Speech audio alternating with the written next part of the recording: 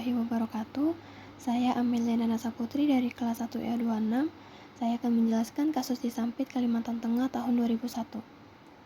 Kerusuhan Sampit adalah kerusuhan antar etnis yang terjadi di Sampit pada awal Februari tahun 2001. Konflik ini dimulai di kota Sampit, Kalimantan Tengah yang kemudian meluas ke seluruh provinsi, termasuk ibu kota Palangkaraya. Konflik ini terjadi antara suku Dayak asli dan warga migran Madura. Kala itu, para transmigran asal Madura telah membentuk 21% populasi Kalimantan Tengah. Akibatnya, Kalimantan Tengah merasa tidak puas karena terus merasa disaingi oleh Madura. Menurut rumor, warga Madura lah yang menjadi pelaku pembakaran rumah Dayak tersebut.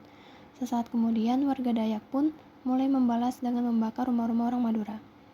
Kerusuhan Sampit mengakibatkan 1.335 orang Madura harus mengungsi dan sedikitnya 100 warga Madura dipenggal kepalanya oleh suku Dayak. Kerusuhan Sampit mulai mereda setelah pemerintah meningkatkan keamanan, mengevakuasi warga, dan menangkap provokator.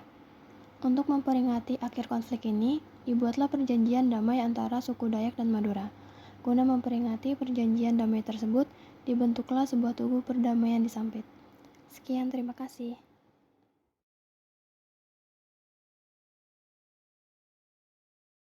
Assalamualaikum warahmatullahi wabarakatuh. Perkenalkan, nama saya Fatah Ilham Jenal dari kelas 1 Ya 26 dan dari kelompok 2, yaitu kelompok hubungan antar manusia. Di sini saya akan menjelaskan tentang berita terkait hubungan antar manusia, yaitu kasus perundungan. Kasus perundungan yang dialami anak berinisial FH berusia 11 tahun di Singaparna, Tasikmalaya, Jawa Barat, menurut Komisi Perlindungan Anak Indonesia tergolong berat dan kompleks lantaran korban mengalami kekerasan secara fisik, seksual, dan psikologis. Dengan landasan ini, KPAI menilai kasus tersebut harus dibawa ke ranah hukum agar tidak terulang di masa mendatang. Mengingat anak merupakan apa yang disebut KPAI, yaitu peniru ulung. Kepolisian daerah Polda Jawa Barat menyatakan telah memeriksa sebanyak 15 orang terkait peristiwa perundungan yang disertai tindak asusila ini. Komisioner Komisi Perlindungan Anak Indonesia yaitu KPAI, Jasa Putra mengaku miris dengan kasus yang menimpa bocah laki-laki kelas 5 sekolah dasar tersebut. Apa yang terjadi kepada korban menunjukkan perundungan di kalangan anak-anak semakin berat dan kompleks. Menurut pengamatannya, korban setidaknya mengalami kekerasan fisik, seksual, dan psikologis. Dugaan itu merujuk pada video berdurasi 50 detik yang tersebar di media sosial. Di video itu, dua pelaku terlihat memegangi kaki kucing, kemudian pakaian si anak dilucuti lalu dipaksa berhubungan badan dengan hewan itu. Jadi kemaluan si anak kelihatan di video itu beserta tangan para pelaku. Lalu ada suara-suara tertawa. Hanya saja wajah mereka tidak kelihatan, ujar Jasra Putra kepada Queen Pasaribu yang melaporkan untuk BBC News Indonesia. Video itu kata dia tadinya tersebar di grup WhatsApp warga kampung setempat hingga kemudian diunggah ke media sosial. Dari situlah perilaku korban berulah. Assalamualaikum warahmatullahi wabarakatuh. Memperkenalkan diri, nama saya Haikal Adewibowo. Saya dari kelompok 2 ISD atau bisa disebut ilmu sosial dasar akan menjelaskan terkait permasalahan di Indonesia yaitu kerusakan jalan pada di Lampung.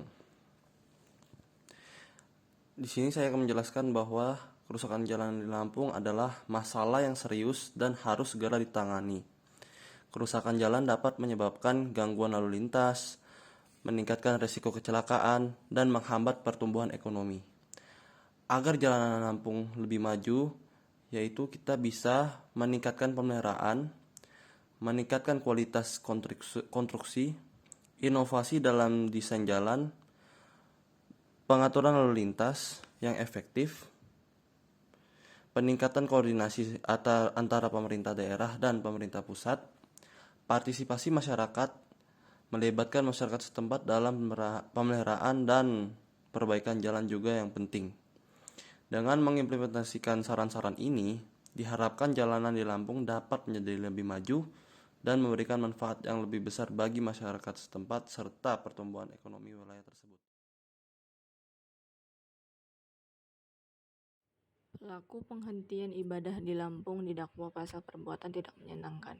Wawan Kurniawan, umur 42 tahun, Ketua RT 12 Kelurahan Raja Basa Jaya, Kecamatan Raja Basa, Bandar Lampung menjalani sidang perdana terkait dengan kasus penghentian ibadah di Gereja Kristen Kemah Daud, Selasa 23 Maret 2023. Wawan didakwa dengan dua pasal, yakni pasal 335 ayat 1 ke 1 dan pasal 167 KUHP.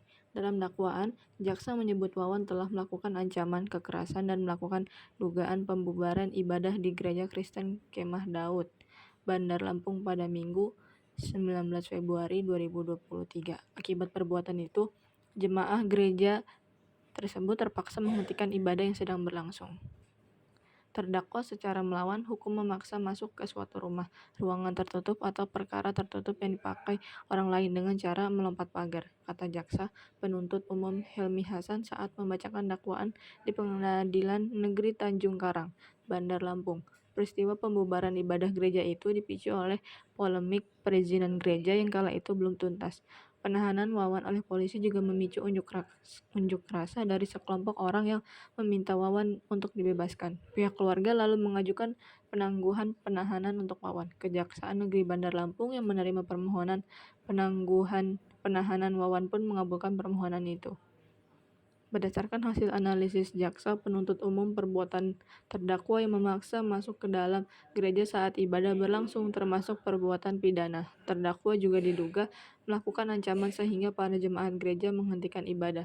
Terkait dengan kasus ini, pengamat hukum Universitas Lampung, Heni Siswanto, berpendapat kasus yang menjerat Wawan dapat menjadi pelajaran bagi masyarakat, khususnya bagi warga Lampung. Sebagai daerah yang heterogen, sudah semestinya masyarakat saling menghargai dan menghormati antar suku dan agama.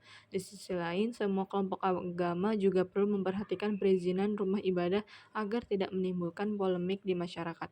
Ia juga menambahkan, pemerintah daerah juga harus bisa memberikan perlindungan untuk semua kelompok yang ingin beribadah. Polemik perizinan gereja yang berlarut-larut dan memicu tindakan intoleransi merupakan akibat dari kebijakan pemerintah yang tidak tegas terkait dengan perizinan tersebut. Assalamualaikum warahmatullahi wabarakatuh. Perkenalkan, nama saya Evandri Ridho Hasmono. Kali ini saya ingin menjelaskan tentang hubungan antar masyarakat dan kasus yang saya angkat itu adalah kasus siswa yang membakar sekolah di Temanggung. Saya mendapatkan berita ini atau search beritanya dari BBC News Indonesia. Dalam kasus siswa SMP di Temanggung, Jawa Tengah yang membakar sekolahnya sendiri karena mengaku sakit hati kerap dirundung teman-temannya, Retno menilai pihak sekolah tidak memahami kondisi psikolog siswanya itu. Artinya memang kita tidak punya kemampuan membaca psikolog anak-anak karena tanda anak stres itu ada rasa tidak nyaman di perut atau mual. Ini kan tidak dipahami pihak sekolah, ujar Retno. Kejadian pembakaran sekolah di Temanggung itu berlangsung pada Selasa 27 Juni. Siswa kelas 7 berinisial R tersebut disebut telah menyiapkan bahan yang digunakan untuk membakar sekolahnya sejak sepekan sebelum kejadian. Dia membuat benda menyerupai molotov dari botol bekas yang diisi cairan khusus yang dicampur dengan gas sebagai pemicu api. R diketahui meletakkan botol itu di halaman sekolah. Alasan perundungan sulit diatasi. Koordinator Nasional Jaringan Pemantauan Pendidikan Indonesia atau yang disingkat JPPI, Ubaid Matraji, menjelaskan ada 3 persoalan mengapa perundungan sulit diatasi. Pertama, dilatari oleh anggapan kalangan anak muda bahwa tindakan perundungan sebagai sesuatu yang dalam tanda kutip keren, sehingga dalam tanda kutip menginspirasi orang lain, bahkan dijadikan contoh. Kedua, tidak adanya sistem pengaduan dan perlindungan bagi korban perundungan di sekolah. Bahkan kendati terjadi di banyak tempat, tindakan tersebut tidak disikapi dengan serius oleh pihak berwenang. Selanjutnya yang ketiga, karena cara pandang guru yang masih menganggap perundungan bukan tindak kekerasan dan persoalan penting. Tanggapan Mendikbud. Menteri Pendidikan dan Budaya Mendikbud Nadiem Makarim mengatakan setidaknya ada 24,4% peserta duduk berpotensi menjadi korban perundungan di lingkungan sekolah. Merujuk pada hasil survei karakter yang dilakukan Kemendikbud pada tahun lalu, survei itu melibatkan 260.000 sekolah di Indonesia.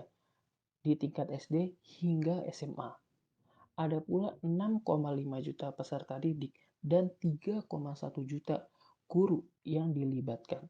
Direktur Sekolah Dasar Kemendikbud Muhammad Hasbi sebelumnya menyebutkan bahwa pihaknya sedang menyempurnakan Permendikbud nomor 82 tahun 2015 tentang pencegahan dan penanggulangan tindak kekerasan di satuan pendidikan. Selanjutnya tanggapan KPPPA. Kementerian, kata juru bicaranya, Margaret Robin Korwa akan berkoordinasi dengan Dinas PPPA setempat untuk memastikan pendampingan kepada anak yang berhadapan dengan hukum, sembari mengingatkan kepolisian untuk berpegang pada UU Peradilan Anak. Perlunya sosialisasi dan komunikasi di lingkungan pendidikan bahwa harus sadar bahwa tindak kekerasan adalah suatu hal yang sangat serius dan harus ditangani dengan mengedepankan perspektif anak sebagai korban, ujar juru bicara KPPPA Margaret Robin Korwa kepada BBC News Indonesia. Penanganannya juga harus tuntas agar tidak menjadi pelaku atau korban kembali karena dampak kekerasan secara psikis. Anak yang menjadi korban kekerasan dapat mengalami masalah kejiwaan seperti gangguan stres pasca trauma, depresi, cemas, dan psikotik.